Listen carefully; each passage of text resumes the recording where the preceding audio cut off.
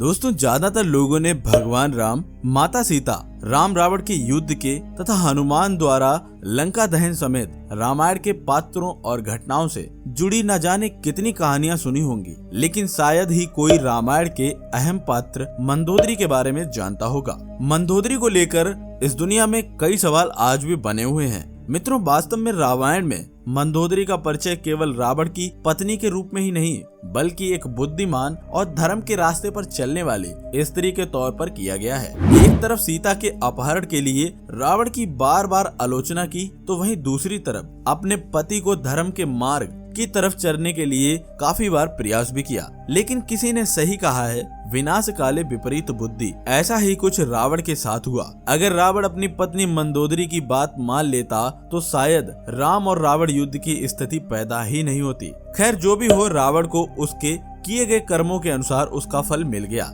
लेकिन अब प्रश्न ये उठता है कि रावण की मृत्यु के बाद आखिर उसकी पत्नी मंदोदरी का क्या हुआ? क्या वास्तव में रावण की मृत्यु के बाद मंदोदरी ने विभीषण से शादी कर ली थी, या फिर कुछ और वजह होगी? इन तमाम सवालों के जवाब हम आपको आज की इस वीडियो में देने वाले हैं। इसीलिए इस वीडियो को बिना स्किप किए हुए आप शुरू से लेकर अंत तक जरूर देखें। दोस्तों, मंदोदरी के बारे में कुछ भी जानने से पहले हम मंदोदरी के जन्म के बारे में जानेंगे। एक पौराणिक कथा के अनुसार अपने पूर्व जन्म में मंदोदरी मधुरा नाम की एक बहुत ही सुंदर अप्सरा हुआ करती थी। लेकिन एक दिन भ्रमण करते हुए मधुरा कैलाश पर्वत पर पहुंच जाती है और वह देखती है कि महादेव घोर तपस्या में बैठे हुए हैं। उनके पास माता पार्वती भी नहीं होती हैं। मधुरा भगवान शिव से बहुत प्रेम करती थी, लेकिन माता पार्वती की वजह से वह भगवान शिव के निकट भी नहीं आ सकती थी। लेकिन इस दिन मधुरा ने अवसर का फायदा उठाते हुए भगवान शिव को अपनी तरफ आकर्षित करने का प्रयास किया। लेकिन कुछ समय बाद जब माता पार्वती कैलाश पर्वत पर पहुंचती हैं, तो वह देखती हैं कि मधुरा के शरीर पर भगवान शिव की देह की भस्म लगी हुई है। ये देखकर माता पार्वती को बहुत अधिक क्रोध आ जाता है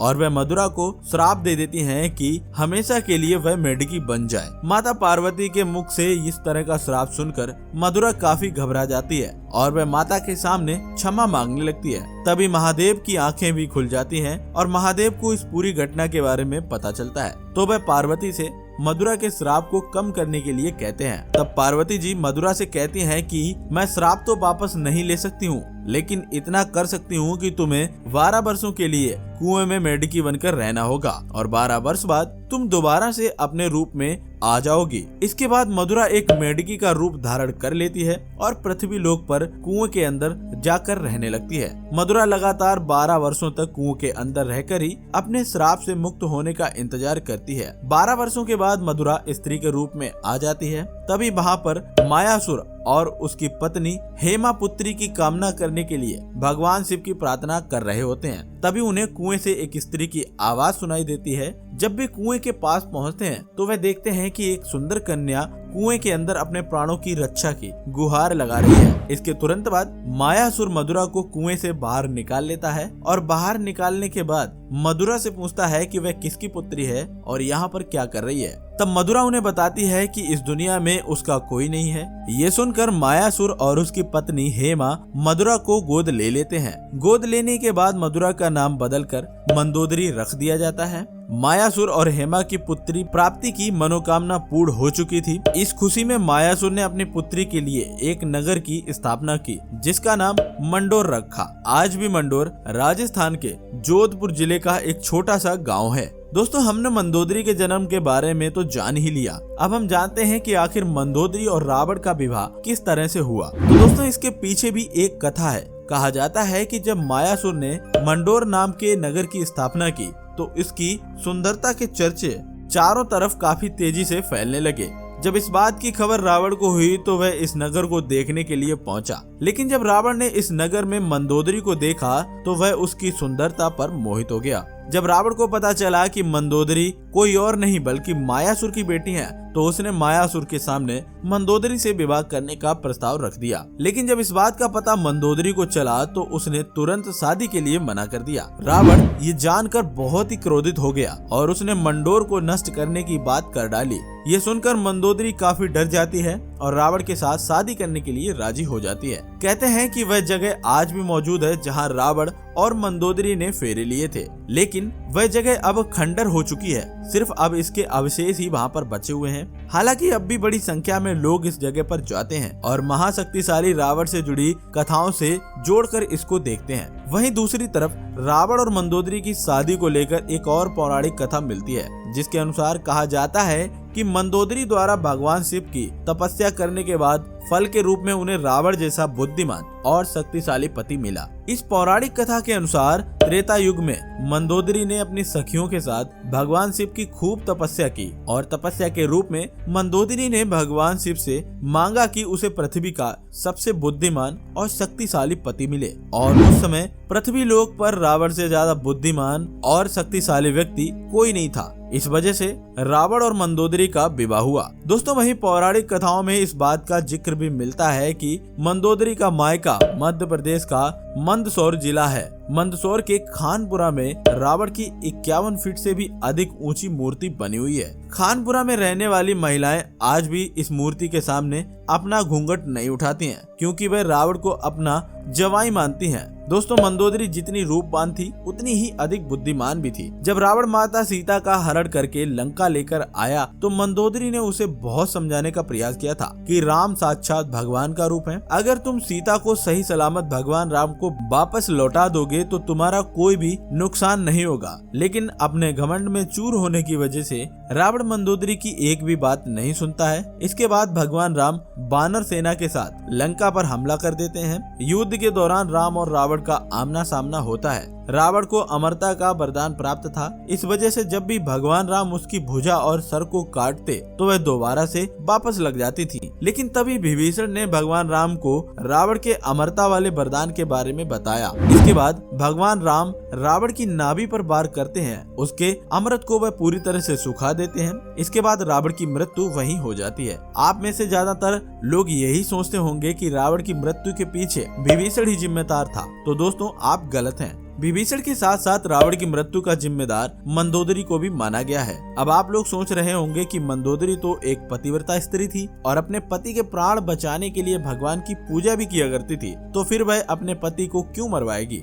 इसको समझने के लिए आपको रामायण के एक पहलू को जानना होगा। कहा जाता है कि रावण इतना ज्ञानी था कि उसने अपनी तपस्या से ब्रह्मा जी को प्रसन्न कर दिया था। जब ब्रह्मा जी प्रकट हुए, उन्होंने रावण से वरदान मांगने को कहा। रावण ने ब्रह्मा जी से अमरता का वरदान मांगा, लेकिन ब्रह्मा जी ने कहा कि ऐसा वह नहीं कर सकते, क्योंकि वह नियमों से बंधे हुए हैं। ब्रह्मा जी ने कहा, मैं तुम्हें आशीर्वाद नहीं दे सकता, लेकिन मैं तुम्हें एक तीर दूंगा। केवल इसी तीर से तुम्हारी मृत्यु हो सकती है। रावण ने इस तीर को ब्रह्मा जी से प्राप्त करके अपने सिंहासन के नजदीकी वाली दीवार में चुनवा दिया। रावण और मंदोदरी के अलावा तीसरे व्यक्ति को इसके बारे में पता नहीं था। लेकिन जब राम और रावण का युद्ध हो रहा था, तब भगवान राम रावण का वध नहीं कर पा रहे थे। तो विभीषण ने उन्हें बताया कि नाभि में अमृत है, जिसे केवल ब्रह्मा जी द्वारा दिए गए बाण से ही नष्ट किया जा सकता है। विभीषण इस रहस्य को तो जानता था, लेकिन वह ये नहीं जानता था कि वह तीर कहाँ है। अब भगवान राम ने तीर को लाने का जिम्मा हनुमान जी को सौंप दिया।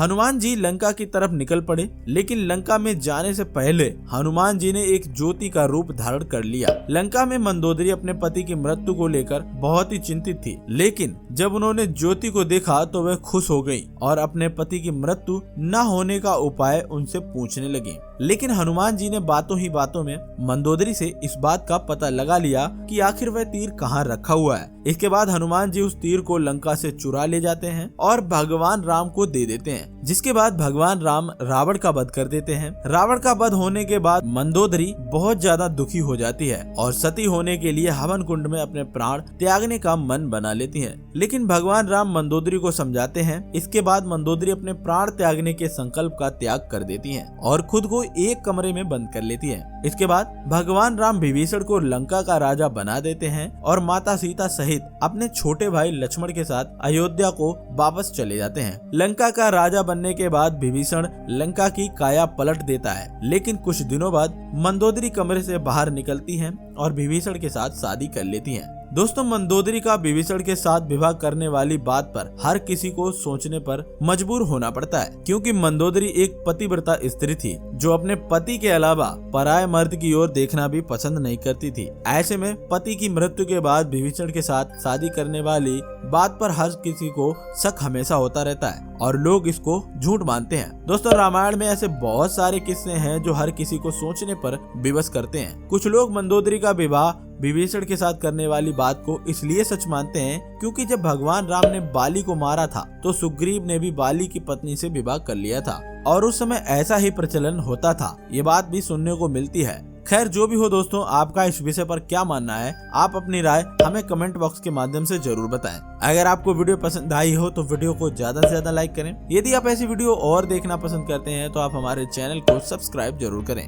हम मिलते हैं आपको अगली वीडियो में, तब तक के लिए धन्यवाद।